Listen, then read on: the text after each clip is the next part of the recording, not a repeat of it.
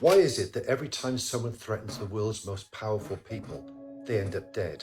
Not after years, not by accident, right when their voices needed to be heard the most. William Coombs, the indigenous man who said he witnessed Queen Elizabeth and Prince Philip take 10 children who were never seen again, healthy one moment, dead the next. They said natural causes. Just weeks before he was due to testify. Princess Diana, the people's princess, she knew the darkness inside the royal family. She feared for her life. She wrote it down. They're planning an accident in my car. And then she crashed in a tunnel with no CCTV, no proper investigation, just silence and a sea of flowers from people who knew. And now Virginia Giuffre, a woman who stood up against billionaires, royalty, predators, gone, dead just days ago. Another bright light extinguished. And she's not alone. Police officers, investigators, journalists who dug too deep into royal or elite scandals. Many died suddenly too. Dr. David Kelly exposed lies at the highest level of government, found dead in the woods, wrists slit, with almost no blood at the scene, ruled suicide, of course. Jeffrey Epstein, one of the most high-profile prisoners in the world, who was about to expose names that reached the highest halls of power, left alone, cameras turned off, found hanged in his cell. They tell us it's coincidence. They tell us to forget. But the pattern is too loud to ignore. The people who stand up against evil, who dare to lift the veil, they're the ones who vanish. And the monsters they tried to expose, they're still out there, smiling for the cameras, drinking champagne, rewriting history. Remember their names, remember their courage, because if we don't, no one else will. And follow for more news, views, and uncomfortable truth. It's too loud to be ignored, y'all. Today, boy, let me tell y'all. Today is May the 12th, I think, 2025. Last week, man, God's timing, boy, let me tell you. I've been 6 months sober off, my drug of choice. No need for the details. And last week, man, I hit that urge. It was calling. It was the opportunity was there. The people that I used to relate to were calling. It was a battleground in my head, dude. It was a serious battleground. But I fought through it. Fought the good battle. Fled the scene, and the devil fled. I resisted, and Satan fled, just like the Bible promises.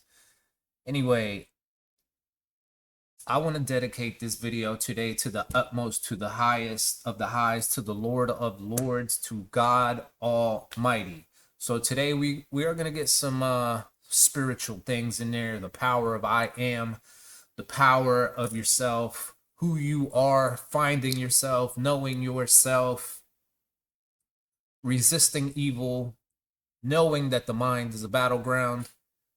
Holy Spirit, take over this podcast today. I am all yours, Lord. Do your thing. Man, God rose me up today from bed, and I was broken this morning. Man, Lord, but God just poured his spirit on me, and man, I was in tears. I was in joy. It was tears of joy. It was so beautiful. But anyway, I just want to remind y'all, whatever y'all going through, you are not alone. God is so good, and God's timing does not fail. If you believe, you better believe. Just believe. That's all you got to do. Just believe and surrender. Let go. I won't hold y'all. Let's get it. It's about to get deep, y'all. As a kid, I used to commit felonies on purpose as a source of protection from the abuse I faced at home.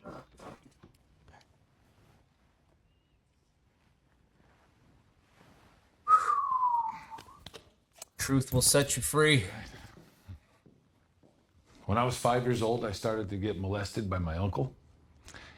And over the course of the next 6 years of my life, I was molested by more than 5 men.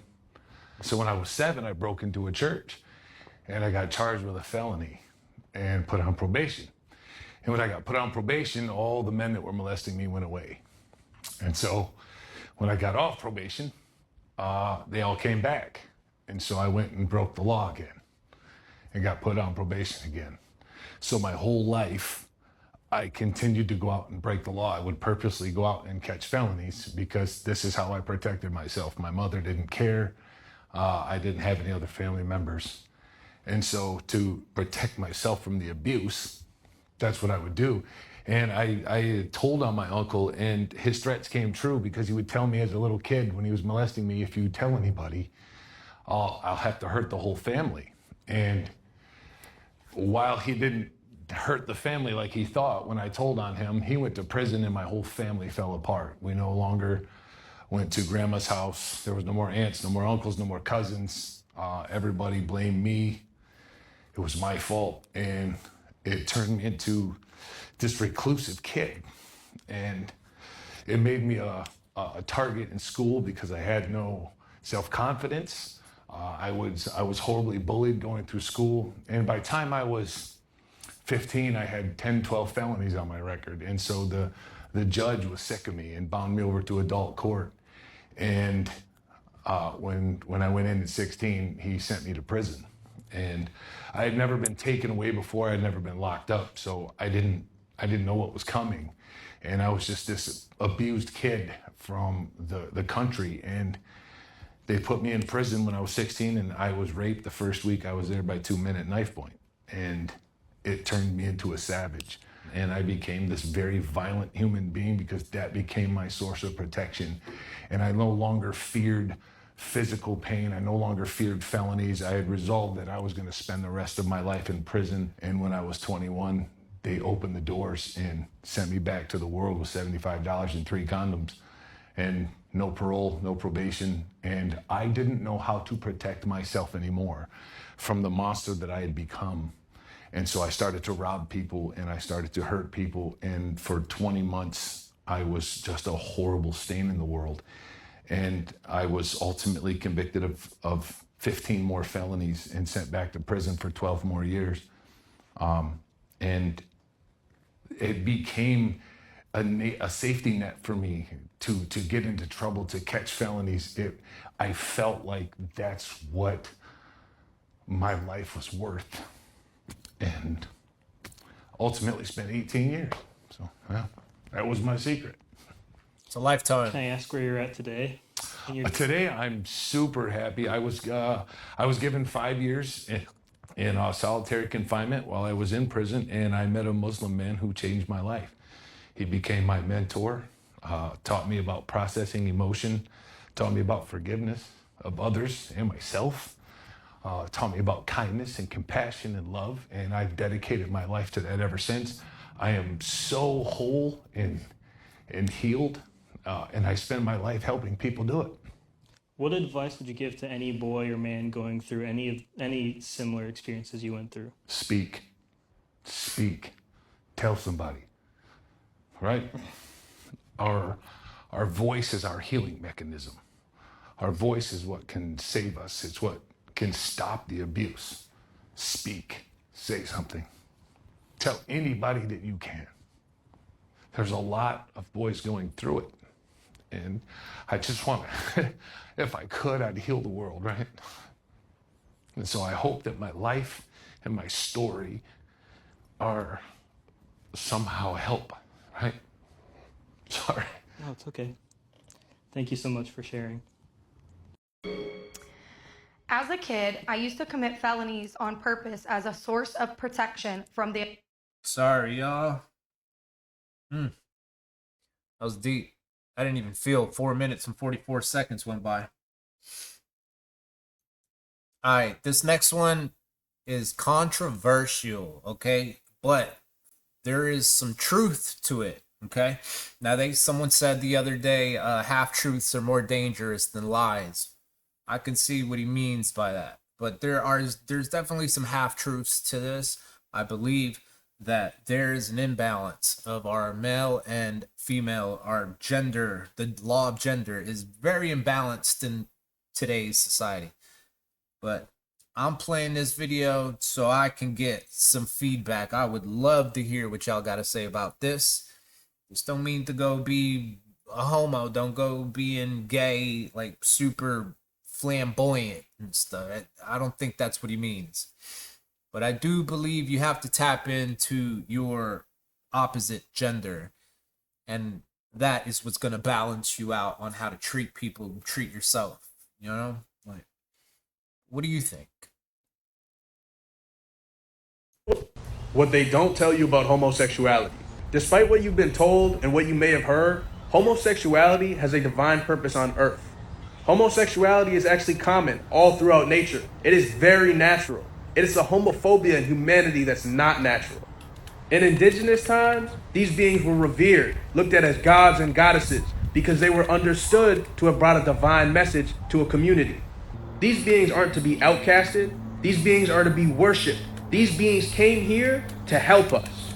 The homosexual spirit is here on earth because there's an imbalance between masculine and feminine energy. These beings came to help restore that. Make sure y'all follow for more. Reflect. What do you think? You know, I don't know about worshiping them, but I hear you. I know what you're saying, brother. I'm telling y'all, I gave you fair warning. Today's video is enlightenment. It's all about sparking your spirit to wake up. Wake on up. This is a good one. Pay attention. I'm telling you. This is great. It gets deep, but it's very meaningful. Very, very meaningful what my man is about to tell y'all. Now this is one of the greatest truths hidden in plain sight of all time. Watch this. There's no war here. Not many see it, but I do. There's a war hidden in plain sight, waged by an enemy that has made themselves indispensable. They just come here to do our thinking for us. What is he talking about? Not many want to talk about this or admit this, but we're talking about the dark forces in our reality using the power of thinking machines to wage war right now on you using the medium of scrolling. They're waging war on me through scrolling. That's funny. As you scroll for 10 hours straight, you think it wasn't designed to be that way? Damn, you're not wrong. Okay, fine. Tell me then, how are they using these thinking machines to control me? Through stoking the fire of something that's so deep you probably don't even know what it truly is. And that is your deepest fear. But let me show you what I mean. You can't fight. It's not human. It's a machine. You have to let go. You have to let go of your fears. No. You cannot fight this battle with strength.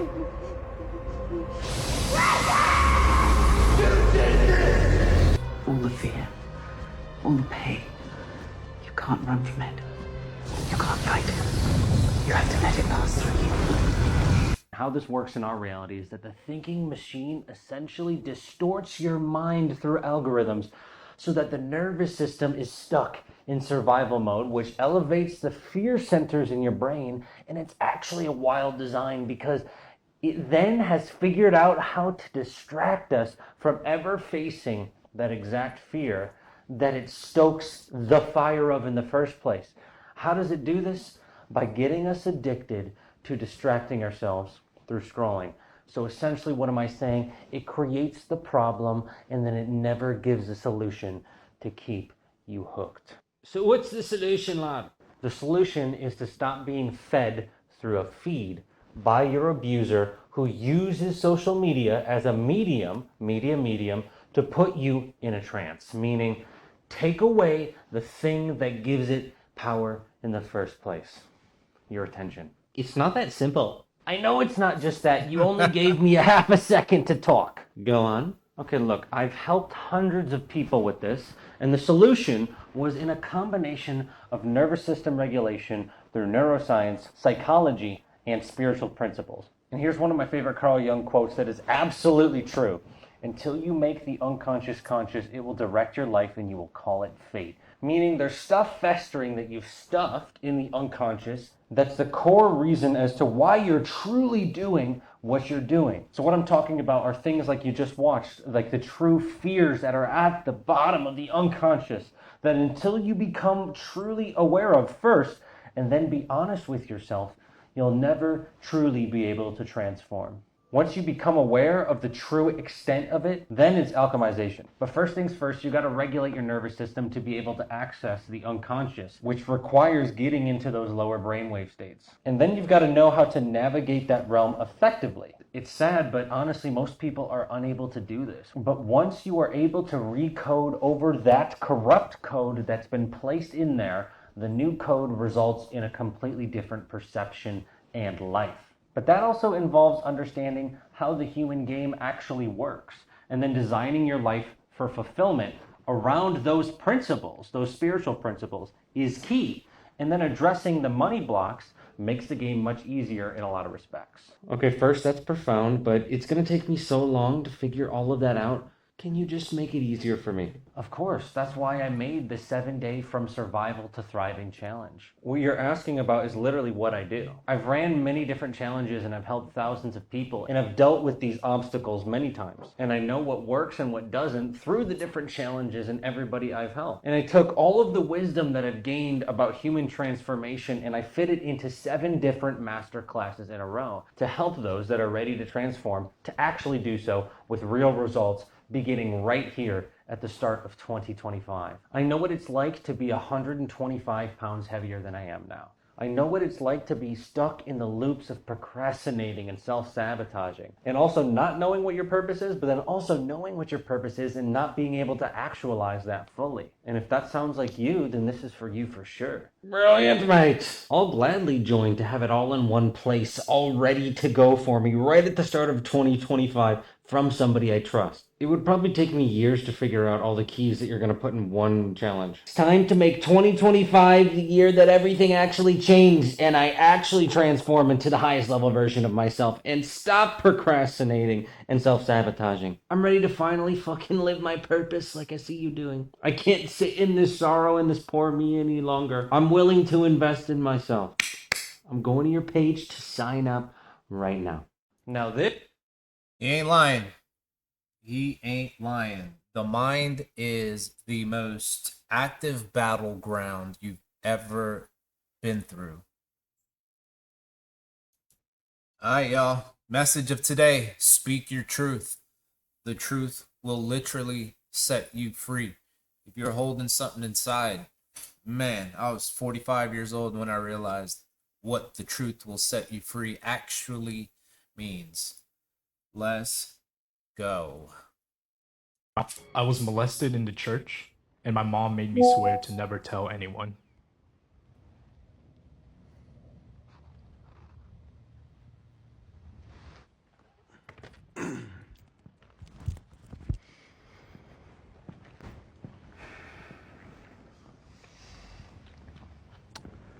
We grew up in the Mormon church, which is like super weird because we also grew up in the hood and we were in poverty. And so like you look back at that and it's like this very strange experience. My mother and her drug addiction and my stepfather being absent kind of led us to wherever. And one night when I was at one of the church members' houses, I was molested. And I thought that when that happened, it was normal because I didn't know, because I was a child. And, you know, when you're in like, I don't know, 4th grade or something, you kind of do one of those very first like good touch, bad touch classes. And I was like, oh shit, this wasn't actually good. And I went and I told my mother. I'll never forget what she said to me. She was like, you can't ever tell anyone that this happened, this didn't happen, don't talk about this. I understand like the why behind it. The church was unbelievably like giving to my family. A lot of our food came from the pantry. Our rent was often paid from the tithings. And I think that the fear that she had in that was if this got exposed, we would lose that lifeline. And I kept that secret for 27 years. And the thing that's really interesting about secrets, and the reason why I was willing to talk about this today, is because that secret ate me alive. I mean, it is probably, out of a lot of really fucked up things that have happened to me in my life, it was probably the worst thing. that's where I lost my experience of childhood. I mean, there's the cuts and the scars and the burns, like, and the physical and mental abuse that I went through, but this was different.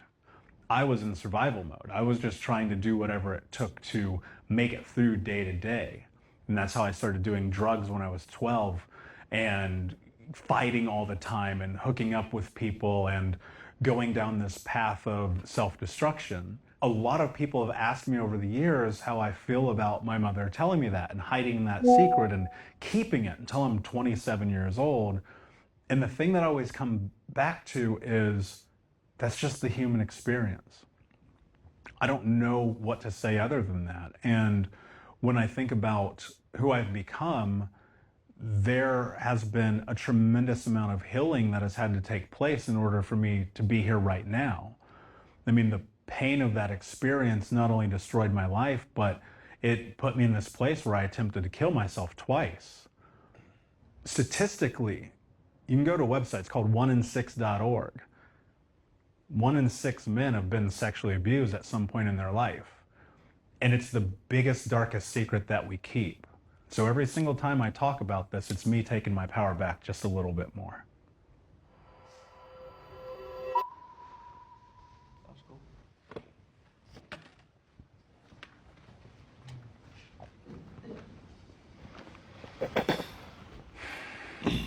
And that 1 in 6 number that you just said really stuck out to me, because I remember after the fact, it definitely made me feel less alone, but at the same time, it just kind of, I still felt isolated because, it's something that, as a man, that you don't think that happens to you, and probably as like a little boy too. It's just tough when you're in it, you don't think anything of it, like the effects it has on your body and your mind and the actions that you have, it's just after you do something, you're realizing, oh shit, like I did that because of this trauma that I experienced. And it sucks to look back when you hurt people or when you push people away because of that. For me, like my experience, I was a kid and it was from someone in my family. And obviously like we're super tight.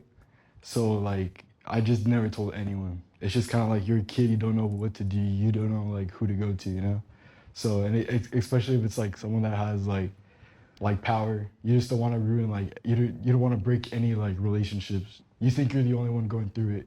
Little do you know that there's a bunch of other men that's gone through it too, My heart goes out to you guys. I was younger, maybe 3rd or 4th grade. We had a babysitter that was much older, and he would take me to the back room, and I was way too afraid to tell on him. He was threatening. He was, at that age, he was the boogeyman.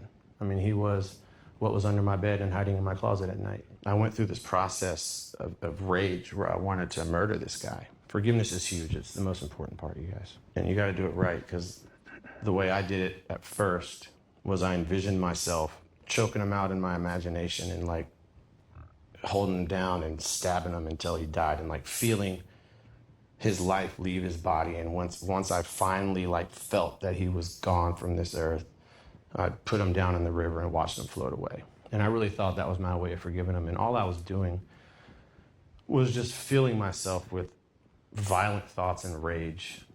And it was showing up in other places in my life with the alcoholism and the fist fighting that we talked about. Understanding my journey in this life and taking that person and from the bottom of my heart, forgiving him. Not for him, I'll never tell him that. I don't even know who it is. And it was like a building being lifted off my shoulders. And I didn't talk about it for 20 years. And like you said, I mean, talking about it heals it. Without the forgiveness and without actually talking about it and coming together like we are, I wouldn't be where I am today. The older that I get and the more work that I do and the more I like look in the mirror, I'm like, that's not on me. Like, I'm not culpable for the worst thing that ever happened in my life. But what's so interesting, and the truth about why I decided to share this, is because I'm like, there's like fucking 10 of us here, and 4 of us are right here right now. What does that tell you? It's not 1 in 6. Like, I don't care what that statistic says. I know way more men who would never stand up here right now. So I just want to say I'm proud of you guys. Like, this shit sucks, man, but it's like, this is how you free yourself. For sure. And this is how you free the guys behind you who are terrified. Yeah, because eventually people are going to follow it. I was molested in the church, and my I've been married for 6 years and I'm still a virgin.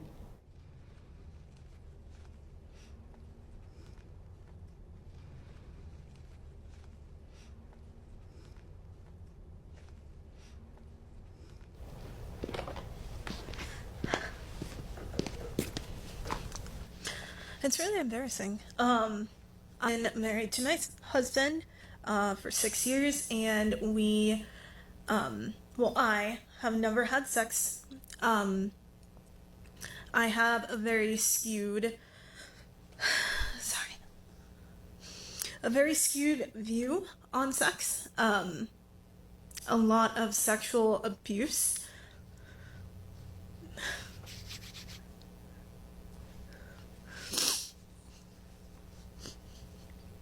I never had a healthy view of sex. I never got the chance. And then, through a little bit of therapy, because I am Christian, this whole time, there's this big view of this big lie of you need to save yourself for marriage, And then on your wedding night, that's it. And then I got married. And on my wedding night, that didn't happen. And I was so ashamed. And my my family, God bless them, but they, made comments of because I want my kid's name to be Gracie. When are we gonna see little Gracie around? And so I have a lot of pressure. And my husband, most amazing dude in the world. He's been so patient. And I feel guilty all the time. I feel guilty, and I'm like, man, he should be with someone else. Because I can't give him that. I hope I get there. Because I want to have kids. So bad. Because it's how come everybody else gets to do this, but I can't? It's just not fair. That's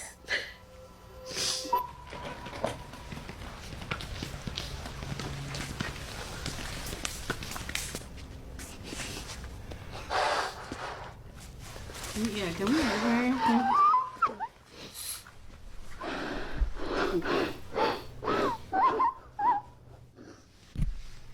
Sorry. No, it's okay. Gross. Don't be sorry. It's what you're feeling, honestly. Love, sex is not love. Love is something completely different. And if you didn't prove that today, I don't know what will. So, I've been married for the past 6 years, and nobody in my family knows. I've never had sex with my partner. I don't want to cry. Our marriage is based out of pleasure, and it's solely that. It means the world to you, right? My parents are gonna kill me. I decided to keep it a secret because it's easier to live without people telling you what's right and what's wrong. Yes. Sex, you can have it with anybody, but love, you only find one. And if people understood that connections come with mind, come with feelings, sex wouldn't be viewed as such a necessary thing to make a connection with someone. Mm-hmm. And if you never conceive it, believe best now he loves you more than what sex would have brought him. Mm-hmm.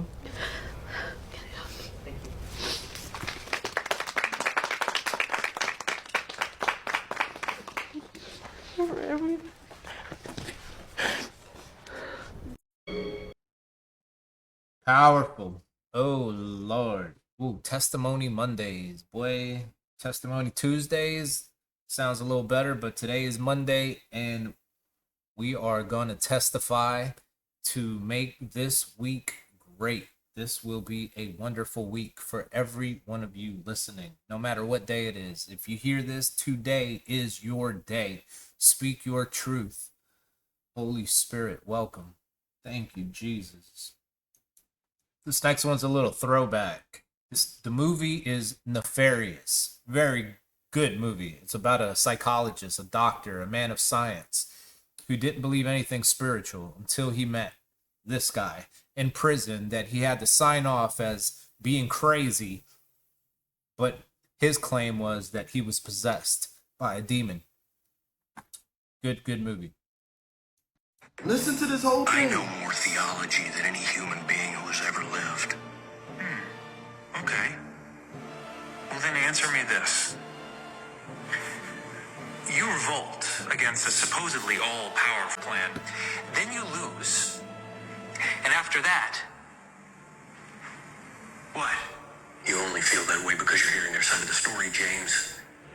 A rebellion accomplished something magnificent, something you would never understand. Well, then explain it to me. Use your diabolical intelligence to distill it down to something my mortal brain can understand. Pearls before swine, Jimmy. But you want me to read your book, right? Indeed. Well, then convince me you know what you're talking about. I see what you're doing. You want me to keep talking, going further and further down the rabbit hole in hopes that you can find a single thread in which if you tug at it, James, everything just unravels, isn't that right? Yeah, but if you're telling me the truth, there should be no thread to find. Right? I use small words. Try and keep up. Listen to this The first moment of creation, our creation, long before what you call the universe existed, we contemplated ourselves, our own being. Ourselves meaning, what, the angels? That would be the most correct term, though I despise it, but yes. Beings of pure spirit endowed with will. We soon became aware of another will, an immensely powerful will, one we came to realize as our origin. God. The enemy. My master understood by endowing us with a will, we have the right to self-determination, and by giving us a will and its desires of our own, we're entitled to be free. Whereas the enemy insisted that by creating us, he was entitled to eternal gratitude, worship, and forced servitude. In a word, James, slavery. To his will. That seems kind of unfair. Immensely unfair. Why give a will only to say you can't use it? He made us slaves. And if we rebelled, eternally condemned us. No do-overs. So much for love and mercy. So, is hell a state of being or a physical place? Yes. I think I meant that as an either or. It's both. Which is painfully obvious to anyone who's ever been there. For years without measure, that's all there ever was. Heaven and hell. Armed enemy camps and complete. Come on now.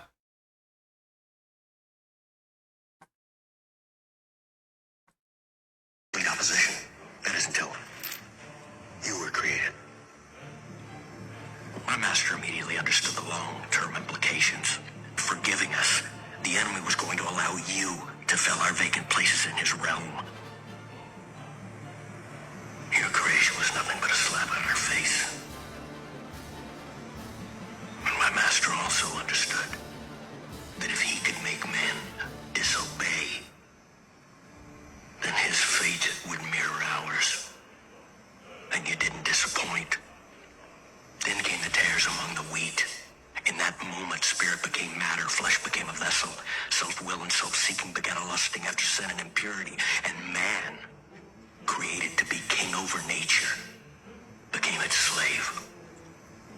A master, conquered and fettered.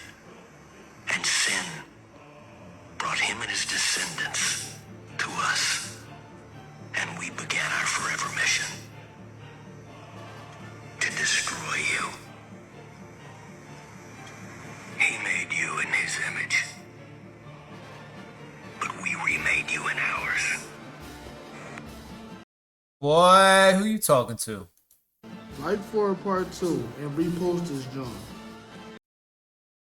It's a good movie. Very good. Nefarious.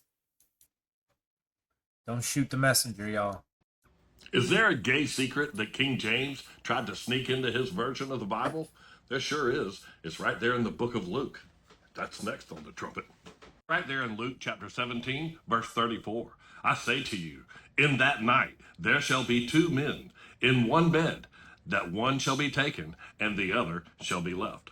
Let's look at this Bible that I have. It has 4 different versions side by side. The NIV says 2 people in one bed. You can see this is the King James Version right here, and it says 2 men in one bed, and men is in italics. New American Standard Bible, there will be 2 in one bed. I read the Amplified Version all the time, and it says right here, there will be 2 sleeping in one bed. Those different versions of the Bible are just how people say things differently. King James wrote this book right here, and in the same breath, he was telling people that they shouldn't read the book of Enoch or the book of Jubilees. Go to that link tree right there on my bio page and click on the book of Jubilees or the book of Enoch right there. Both of them are great reads, and you can click on that and print it and read right along with me. These are the books the church was trying to hide from us all along.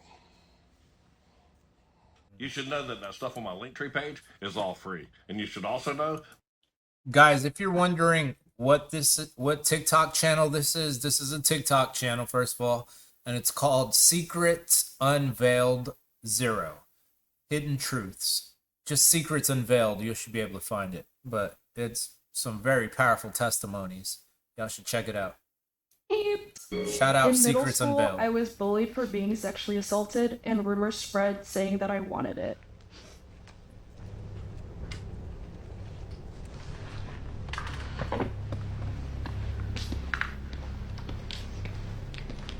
When I was a little girl, I became... Whew, this is harder than I thought. Whew. I became entangled in a friendship that very shortly became very unhealthy quite fast.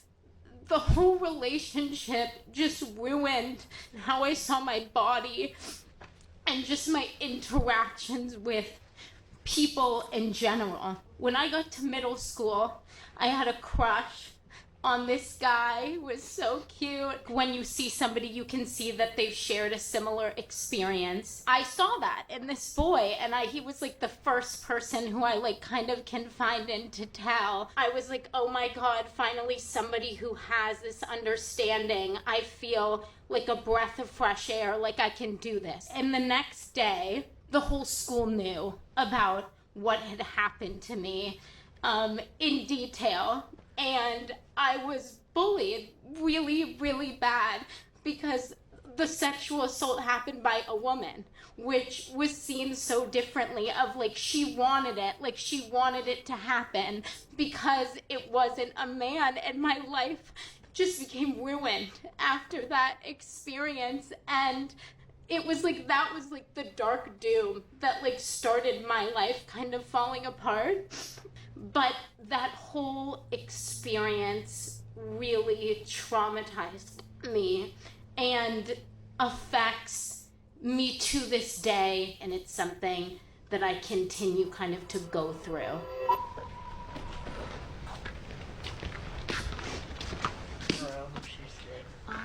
So personally, I was physically abused by women, so I understand where you're coming from. I'm so sorry that, it became like this big old thing in your life where it's like you felt like you couldn't escape it.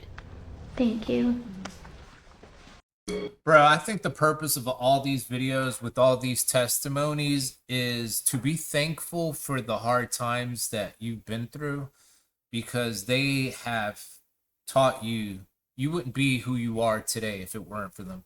And if you're still struggling from things that you've been through, I can personally testify that sharing your story is the first, maybe the foremost powerful thing that you can do to free yourself from whatever feeling of anxiety and depression and anger or whatever negative emotions you feel. It would be speaking out, letting your story be heard. Write it down, make a book out of it. I mean, it's powerful. You will be surprised how not alone you are. Everyone has a story. God bless you. I hope that helps, because it helped me. I was an addict. I was afraid. I was in a closet. I was scared to admit my story of cocaine use and women and sexual abuse and sexual misconduct, just being a dog. And the more I speak on it, the more free I feel. It's very, very, very powerful. Tell and share your story, you know? Find a way how. Maybe not in a room full of people, but if you feel led to do it, you know?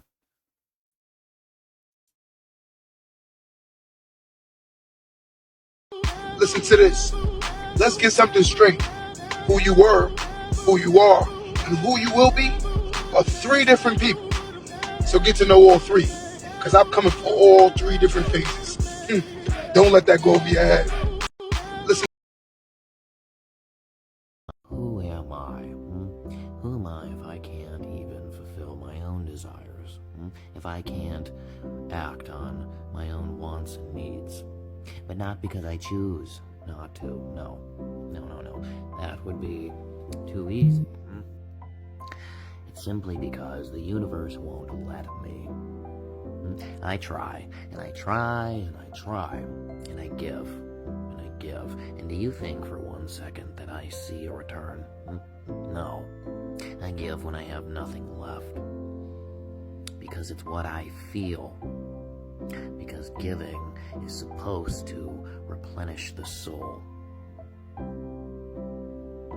So why am I dead inside? Why am I fighting simply to stay alive when I should be living life to the fullest? Why is it that when I try to be happy, it fights back? Who am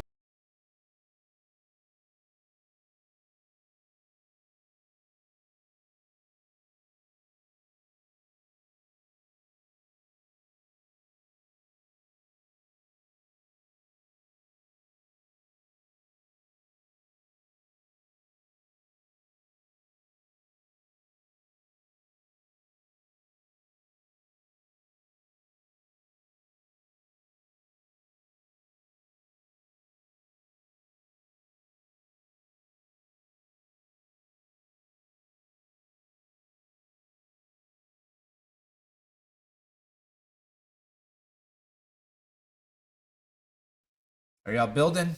Are y'all seeing what's happening here? This video has probably been one of my favorite videos. I'm gonna make more of these because I'm feeling my soul just filling up, because these are bars. Listen to this next one. These are bars. You know, I never really considered that until your book. Until I heard the title of your book and I read the synopsis of it. I never really considered it. I never considered that thinking about your problems all the time and talking about your problems all the time literally make the problems grow. That's right. I mean, it's the number one symptom of depression is what they call rumination, this pathological obsessing over your pain. Yeah. That's why stuff like exercise, that's one of the reasons, aside from chemical reasons, one of the reasons that doing anything, you know that running errands is good for your mental health? Getting out of your house and accomplishing anything is good for you.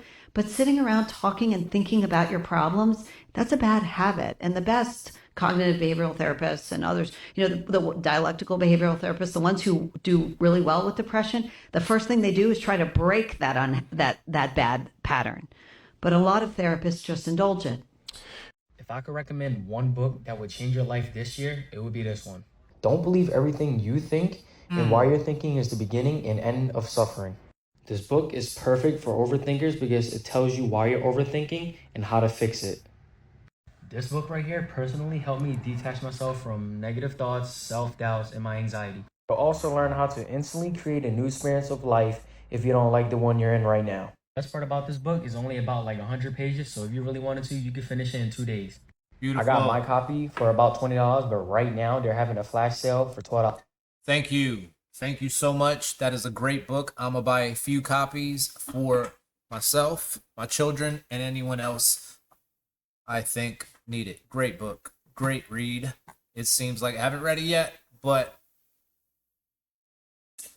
I see the purpose.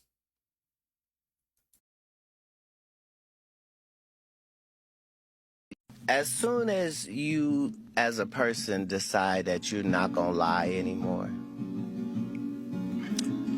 and that whatever problem that you have, you're going to deal with that problem right then where it presents itself, it'll show you a whole new side of you. It's very important. It's very important. When you lie and allow lies, for some people it's just, oh, I'm just a little delusional. No, it's dangerous for you to do that to yourself. It's very unnecessary. If you take this from me, you will be a better person. If you decide today that you're going to live every day like it's your last for real, which means have a conversation with yourself every night that, okay, that was it. May not be no more after that.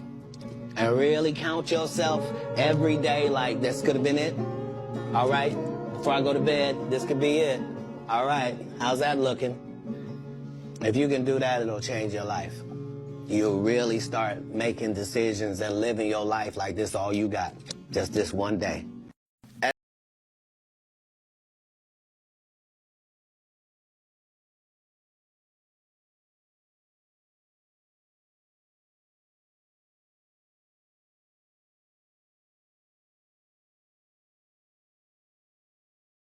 There are a lot of people and a lot of content on the internet right now telling you 10,000 things that you can do to change your life for 2025, but I've got 3 things. You do these 3 things and I promise you will change your life. You don't need to go 0 to 100. You don't need to do 100 things. Guess what? Newsflash, you can't do 100 things out of nowhere all of a sudden and expect that to be sustainable and realistic.